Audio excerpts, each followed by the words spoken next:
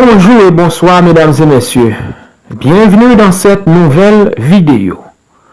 Alors si c'est pour la première fois que vous regardez mes vidéos, je vous rappelle que vous êtes sur la chaîne Parlons de l'économie. Je vous rappelle que cette chaîne est là pour vous aider à mieux comprendre les notions de base de la science économique. Et chaque lundi, vous aurez une nouvelle vidéo. Eh bien, dans cette vidéo aujourd'hui, je vais vous présenter agent économique, le reste du monde ou l'extérieur. Le reste du monde. Le reste du monde représente tous les agents économiques qui ne résident pas dans le pays, mais qui participent activement dans les activités économiques du pays. Prélèvement obligatoire, qui signifie impôt versé à l'État, impôt sur les revenus, plus impôt versé aux collectivités locales, taxes d'habitation, plus cotisation sociale.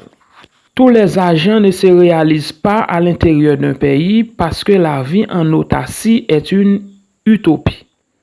Un agent fictif est alors généralement introduit pour permettre l'ouverture internationale, c'est-à-dire les échanges avec les agents des autres pays, et cet agent est le reste du monde. Tous les agents qui ne résident pas sur le territoire national sont regroupés dans le reste du monde.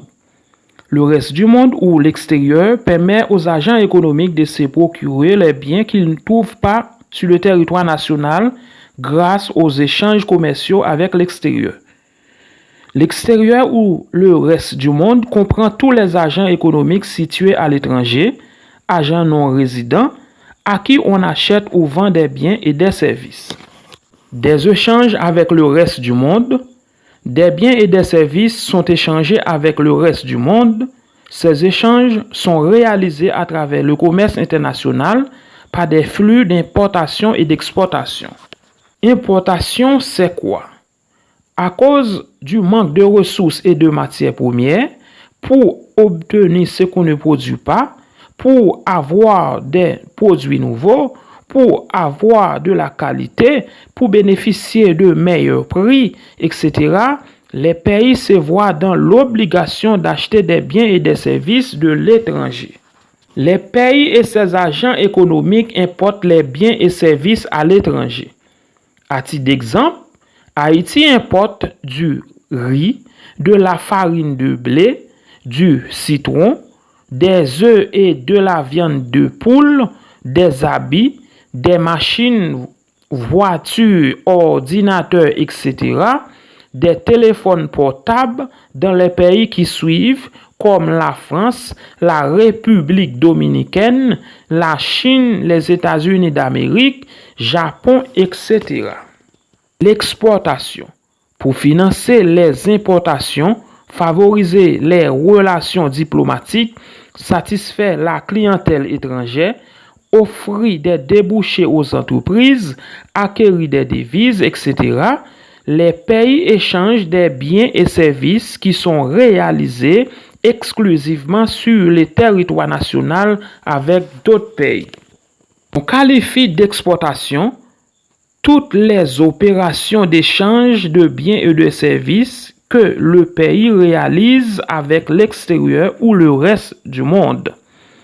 Haïti exporte à l'étranger des biens comme par exemple le cacao, la mangue, l'huile, le vétiver, la bière prestige, le rhum babankou, etc. Mesdames et messieurs, on arrive à la fin de cette séance pour aujourd'hui. Je pense que vous allez bien maîtriser les 4 agents économiques, à savoir les ménages, les entreprises, l'État ou les administrations publiques et le reste du monde. Restez connectés sur la chaîne pour les prochaines vidéos, parce que dans notre prochaine vidéo, on va aborder le circuit économique. Pour continuer à suivre les leçons, il faut abonner et activer la petite cloche. Vous allez recevoir toutes mes prochaines leçons chaque semaine automatique. Merci, à la prochaine.